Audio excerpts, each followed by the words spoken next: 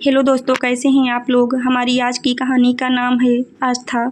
बहू तुम्हारी ननद गर्मी से बहुत परेशान है। उसके कमरे में पंखा तो है, पर इतनी गर्मी में वो काफ़ी नहीं। तुम नौकरी करती हो, कमा लेती हो, तो क्यों ना तुम उसे एक फ्रिज और कूलर खरीद कर दे दो। सासू माँ ने सुबह सुबह चाय की चुस्की लेते हुए बहू सीमा से कहा। सीमा चौंक गई। मम्मी जी, मैं नौकरी अपनी ननद की ज़रूरतें पूरी करने के लिए नहीं करती हूँ। मेरी भी जिम्मेदारियाँ हैं, मेरी भी ज़रूरतें हैं। घर का माहौल अचानक गंभीर हो गया। सास के चेहरे पर शिकन, ननद रीना की आंखों में उम्मीद टूटने का डर और बहू सीमा के मन में उबलते विचार। सीमा मध्यम वर्गीय परिवार से थी। बचपन से ही उसने पढ़ाई के साथ साथ जिम्मेदारियाँ निभाई।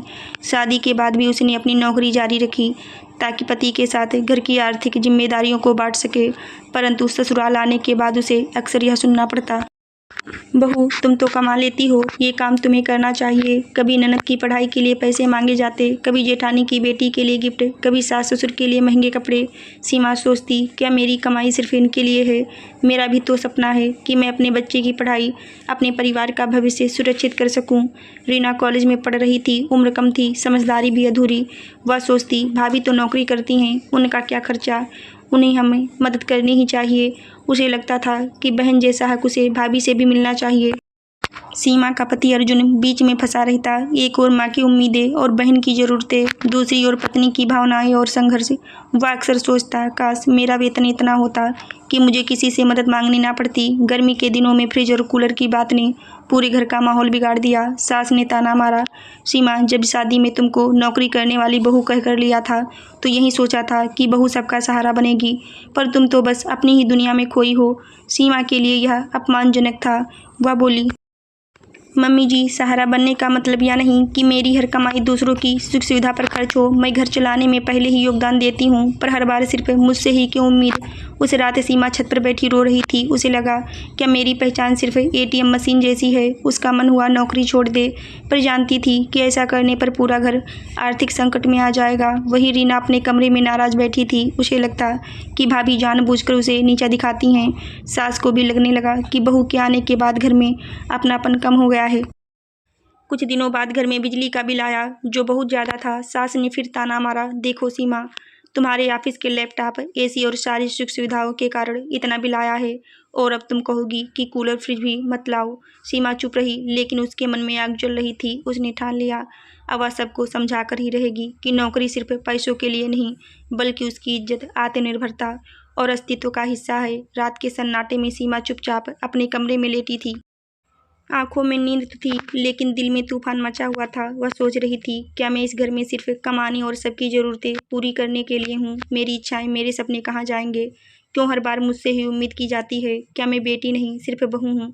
अर्जुन बगल में लेटा था। उसने पत्नी की आंखों में आंसू देखे। सीमा, नाराज मत हो, माँ का मतलब वो नहीं था। देखो, रीना भी छोटी है, उसकी ज़रूरतें हैं। अगर तुम थोड़ी मदद कर दोगी तो क्या बुरा है। सीमा की आंखों में गुस्सा और दर्द दोनों थे। अर्जुन, मैंने कभी किसी मदद से इनकार नहीं किया, पर हर बार सिर्फ मैं ही क्यों। जब भी घर में कोई समस्या आती है, सबकी नज़रें मेरी नौकरी और मेरी सैलरी पर क्यों टिक जाती हैं। तुम्हारा भी तो फर्ज है, फिर क्यों माँ को कभी ये ख्याल नहीं आता। अर्जुन चुप हो गया। सच तो यही था कि उसकी सैलरी इतनी बड़ी नहीं थी। माँ और बहन की हर ज़रूरत वह अकेले पूरी नहीं कर सकता था, और माँ की आदत थी, जो भी कमाता उससे ज़्यादा की उम्मीदें रखती। दूसरे दिन कॉलेज से लौटकर रीना सीधे माँ के पास गई। माँ, भाभी तो हमें बिल्कुल पसंद नहीं करती।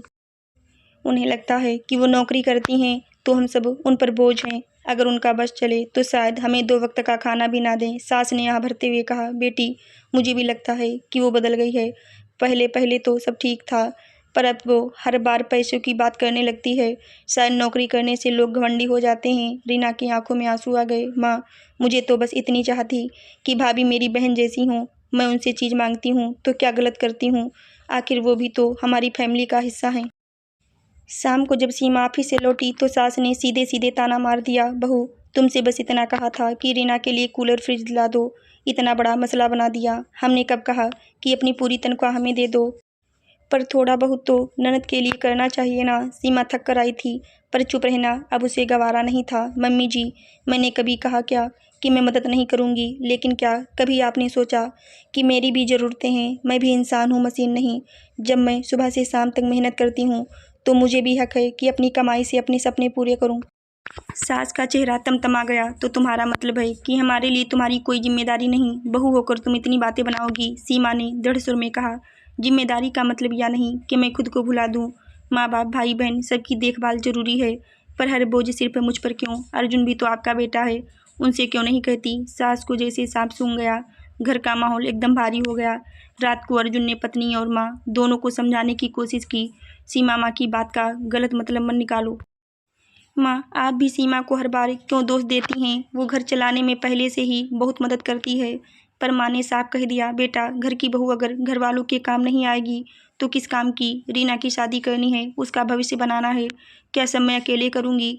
अर्जुन निराश हो गया। उसे लगा जैसे दोनों औरतें एक दूसरे की बातें समझने के बजाय अपनी अपनी लड़ाई लड़ रही हैं। कुछ दिनों बाद सीमा ने ठान लिया कि वह अब खामोश नहीं रहेगी। वह रीना के कमरे में गई।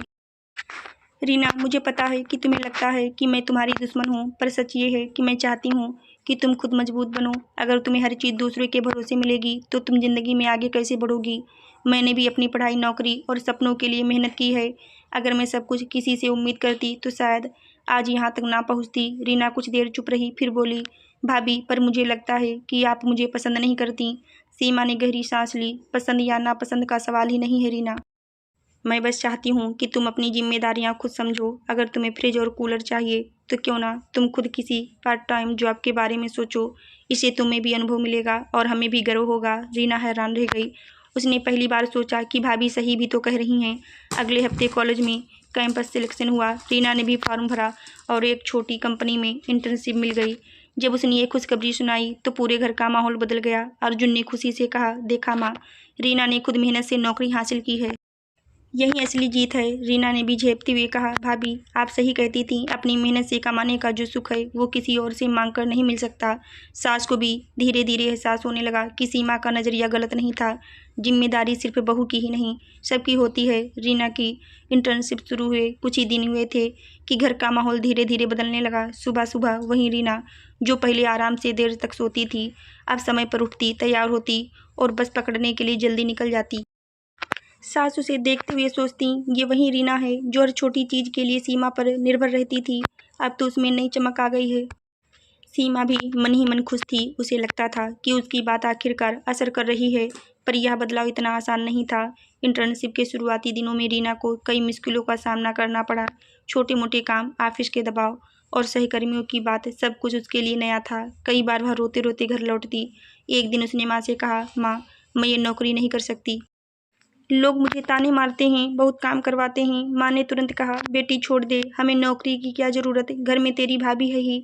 पर तभी सीमा ने पास आकर रीना का हाथ थाम लिया। रीना, जब मैंने पहली बार नौकरी शुरू की थी तब भी मुझे यही सब झेलना पड़ा था, पर मैंने हार नहीं मानी। याद रखो, मेहनत का फल देर से सही पर मीठा जरूर मिलता है।